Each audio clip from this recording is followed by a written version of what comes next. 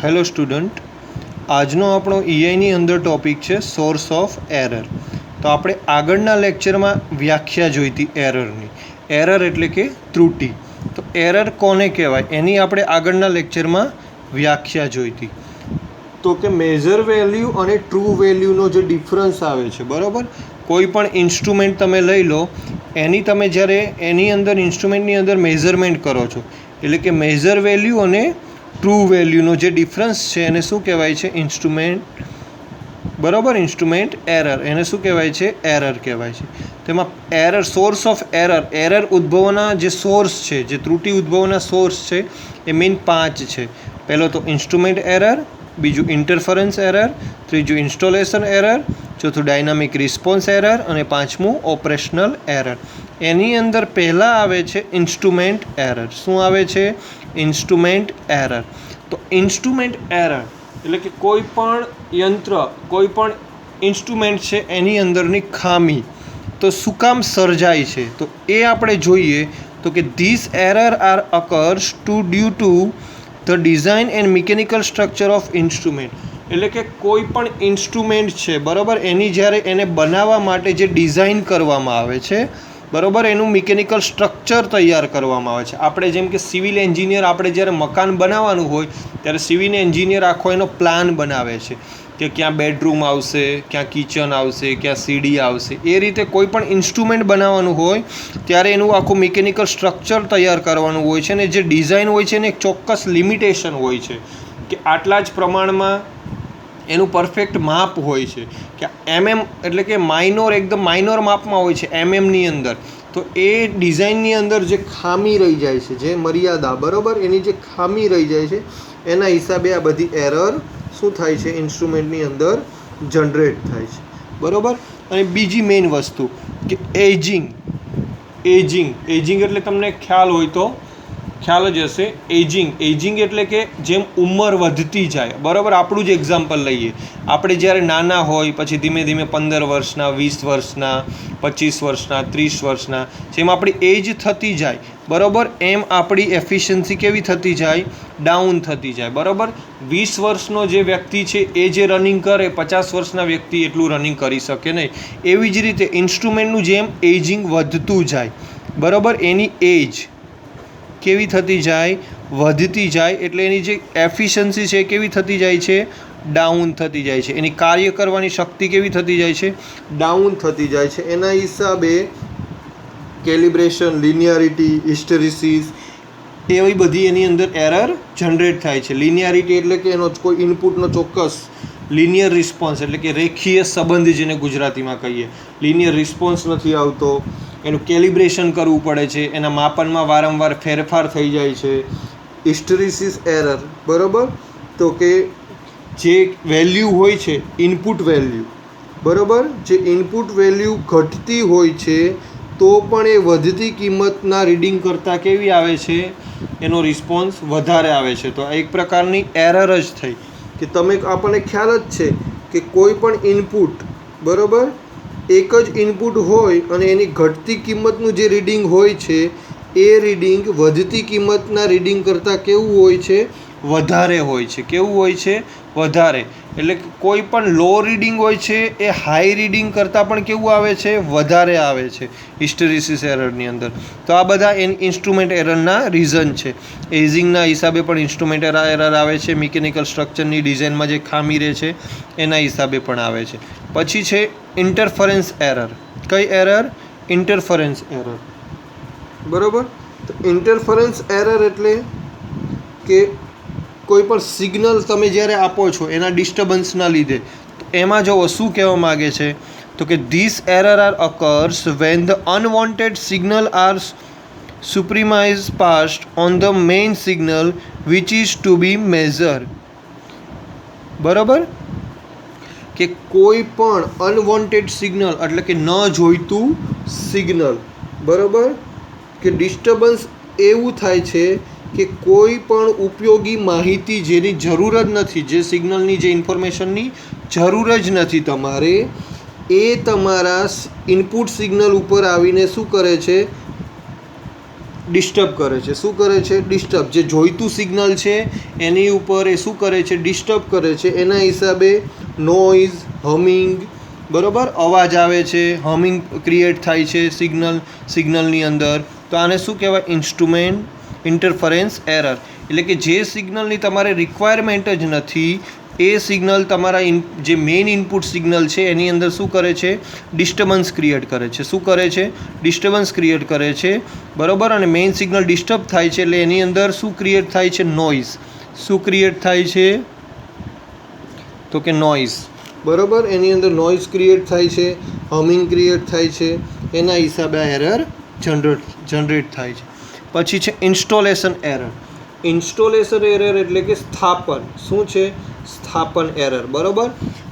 તો એનું મેઇન કારણ શું છે? તો કે the installation error are occurs when the instrument are installed and use in the environment for which it is not design. બરાબર. એટલે કે એવું ઇન્સ્ટ્રુમેન્ટ કે જે અમુક એન્વાયરમેન્ટ કન્ડિશન માટે બનેલું જ નથી છતાં પણ એનો ત્યાં ઉપયોગ કરવામાં આવે છે, બરાબર. એવા વાતાવરણમાં ઉપયોગ કરવામાં આવે છે. એના હિસાબે શું થાય છે? એની અંદર ઇન્સ્ટોલેશન એરર ક્રિએટ થાય છે. જેમ કે ટેમ્પરેચર વધારે હોવું, ભેજ વધારે હોવો, વોલ્ટેજ અને ફ્રીક્વન્સીમાં સતત ચેન્જીસ થતો રહે છે, બરાબર. ઘણીવાર ઇન્સ્ટોલેશન, બરાબર, એનું જે ફાઉન્ડેશન પ્રોપર ન હોય, એનું લેવલ પ્રોપર ન હોય એટલે વાઇબ્રેશન થાય છે. તો આ બધાના હિસાબે ઇન્સ્ટોલેશન એરર શું થાય છે? ક્રિએટ થાય છે. પછી છે ડાયનામિક રિસ્પોન્સ એરર. કેવી એરર? Dynamic response error. તો રિસ્પોન્સ એટલે તો તમને ખ્યાલ છે કે પ્રોપર, આપણે એમ નથી કહેતા કે આ ભાઈ મને વ્યવસ્થિત રિસ્પોન્સ આપો, બરાબર. તો પ્રોપર રિસ્પોન્સ આપવા માટે એક ટાઈમ જરૂરી છે. તો કે કોઈ પણ ઇન્સ્ટ્રુમેન્ટ હોય છે એની અંદર જ્યારે તમે ઇનપુટ આપો છો, બરાબર, ત્યારે એના ડાયલ ઉપર, એના ડાયલ અથવા તો એની આ જે આપણે સ્કેલ કહીએ છીએ, બરાબર, એની ઉપર એક રીડિંગ બતાવે છે. એ જે ઇનપુટ અને જે રીડિંગ આવે છે એની વચ્ચે એક ચોક્કસ ટાઈમ હોય છે. એને શું કહેવાય છે? Response time. શું કહેવાય છે? Response time. અને એ પર્ટિક્યુલર ટાઈમ ફિક્સ જ હોય છે કે આટલા ટાઈમમાં આપણને એ રિસ્પોન્સ, ઇન્સ્ટ્રુમેન્ટનો રીડિંગ જે મેઝર તમે કરો છો એનો રિસ્પોન્સ તમને મળી જતો હોય છે. પણ એ રિસ્પોન્સ જે છે એમાં શું થાય છે? ડિલે થાય છે. એ ટાઈમમાં શું થાય છે? ડિલે. એટલે એને શું કહેવાય છે? Late response time. એટલે કે જે લેટ રિસ્પોન્સ ટાઈમ છે એના હિસાબે ડાયનામિક રિસ્પોન્સ એરર શું થાય છે? જનરેટ થાય છે, બરાબર. તમે ઇનપુટ આપો છો તો પણ તમને આઉટપુટ લેટ મળે છે. શું મળે છે? મોડું મળે છે. એના હિસાબે ડાયનામિક રિસ્પોન્સ એરર તમારી શું થાય છે? જનરેટ થાય છે. અને છેલ્લે છે ઓપરેશનલ એરર. કઈ એરર? ઓપરેશનલ એરર, બરાબર. કે કોઈ પણ ઇન્સ્ટ્રુમેન્ટને વ્યવસ્થિત ઓપરેટ કરવાનું હોય છે પણ એ વ્યવસ્થિત ઓપરેટ થતું નથી, વ્યવસ્થિત રીતે ઓપરેટ થતું નથી, બરાબર. એના ઘણા બધા કારણ હોઈ શકે કે એની અંદર એની વ્યવસ્થિત ગોઠવણી ન હોય, બરાબર, એનો ખોટો સ્કેલ, એટલે કે આ જે અહીંયા જે સ્કેલ બતાવું છું તમને આ રીતે, બરાબર, એ રીડિંગ પ્રોપર આવતું ન હોય, ક્લિયર, એનું કેલિબ્રેશન પ્રોપર ન હોય એટલે વ્યવસ્થિત એ ઓપરેટ થતું ન હોય. તો એને કઈ એરર કહેવાય? Operational error. શું કહેવાય છે એને? કોઈ પણ ઇન્સ્ટ્રુમેન્ટ છે એ ચોક્કસલી એટલે કે વ્યવસ્થિત રીતે ઓપરેટ નથી થતું તો એને શું કહીશું આપણે? એની ઓપરેશનલ એરર. શું કહીશું? Operational error. હવે પછીનો આપણો ટોપિક છે ટાઈપ્સ ઓફ એરર. આપણે આગળ જોયું હતું સોર્સ ઓફ એરર. આ છે ટાઈપ્સ ઓફ એરર એટલે કે એરરના પ્રકારો. એના મેઇનલી 3 પ્રકાર છે: ગ્રોસ એરર, સિસ્ટમેટિક એરર અને રેન્ડમ એરર. તો ગ્રોસ એરર, આપણે ગ્રોસ એરરની વાત કરીએ તો કે the error are mainly due to human mistake in reading or recording observation and calculating the result. બરાબર. કે કોઈ પણ ઇન્સ્ટ્રુમેન્ટ છે એને હેન્ડલ તો કોણ કરે છે? માણસ જ કરે છે, બરાબર. તો એ માણસ દ્વારા જ્યારે એનું રીડિંગ લેવામાં આવે છે, બરાબર, એના જે ડેટાને રેકોર્ડ કરવામાં આવે છે, એનું ઓબ્ઝર્વેશન કરે છે, કેલ્ક્યુલેટિંગ કરે છે, ત્યારે એનાથી શું થાય છે? મિસ્ટેક થાય છે. ફોર એક્ઝામ્પલ, તમે એ મીટરનું રીડિંગ લો છો, એ મીટર દર્શાવે છે તમને વેલ્યુ 5 એમ્પિયર, કેટલી 5 એમ્પિયર, બટ તમે નોટ કરો છો 4 એમ્પિયર. 1 એમ્પિયર કેવી છે, તમારો ડિફરન્સ છે. કેવો છે, ડિફરન્સ છે તમારા રીડિંગ અને જે તમે રેકોર્ડ કરો છો એમાં. તો એ એક પ્રકારની કઈ થઈ, ગ્રોસ એરર થઈ. એટલે કે માણસ દ્વારા જ્યારે કોઈ પણ ઇન્સ્ટ્રુમેન્ટના રીડિંગને રેકોર્ડ કરવાનું હોય છે, બરાબર, કે એનું જ્યારે કેલ્ક્યુલેટિંગ કરવાનું હોય છે ત્યારે એના રિઝલ્ટમાં શું આવે છે, ખામી આવે છે, એટલે કે મિસ્ટેક આવે છે. તો એને શું કહીશું, ગ્રોસ એરર. પછી છે સિસ્ટમેટિક એરર. તો સિસ્ટમેટિક એરર છે એ 3 કેટેગરીમાં ડિવાઈડ થાય છે, ઇન્સ્ટ્રુમેન્ટલ એરર, એન્વાયરમેન્ટ એરર અને ઓબ્ઝર્વેશન એરર. તો આપણે આગળ ઇન્સ્ટ્રુમેન્ટલ એરર જોઈ કે એના મિકેનિકલ સ્ટ્રક્ચર, બરાબર, એની અમુક લિમિટેશન હોય છે, એના હિસાબે એની અંદર જે ખામી સર્જાતી હોય છે એજિંગના હિસાબે આપણે ડિસ્કસ કરી લીધી. એવી રીતે એન્વાયરમેન્ટ ફેક્ટરની પણ ઇફેક્ટ કરે છે. આપણે આગળ વાત કરીએ એમ તાપમાન, ભેજ, વરસાદ, એ બધી જ વસ્તુ ઇન્સ્ટ્રુમેન્ટ ઉપર ઇફેક્ટ કરે છે. એની એફિશિયન્સી શું કરે છે, ડાઉન કરે છે. અમુક જેમ કે ઇક્વિપમેન્ટ છે કે જે ભેજવાળા વાતાવરણમાં કામ નથી કરી શકતું, ત્યાં ભેજ હોય છે એટલે એની એફિશિયન્સી ડાઉન થાય છે, બરાબર. તો એ પણ એક પ્રકારની સિસ્ટમેટિક એરરમાં પણ આવે છે. Observational error.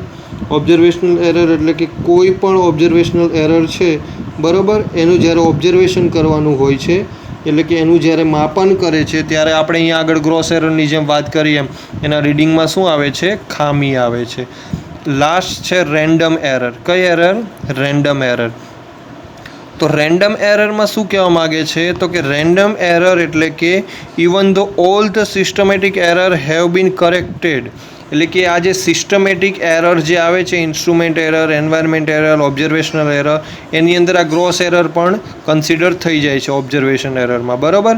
તો આ બધી જે એરર આવે છે એને તમે કરેક્ટ કરો છો, ક્યાંય પણ ખામી રહેવા દેતા નથી. બધી જ એક્શન લઈને એને શું કરો છો, કરેક્ટ કરો છો. છતાં પણ એ જ્યારે તમે ઇન્સ્ટ્રુમેન્ટનું એક્સપેરિમેન્ટલ રિઝલ્ટ, એટલે કે જ્યારે ઇન્સ્ટ્રુમેન્ટનું રીડિંગ તમે નોંધ કરો છો ત્યારે એમાં વેરીડ, બરાબર, from one reading to another, એટલે કે એક રીડિંગ અને બીજા રીડિંગમાં શું આવે છે, વેરિએશન આવે છે.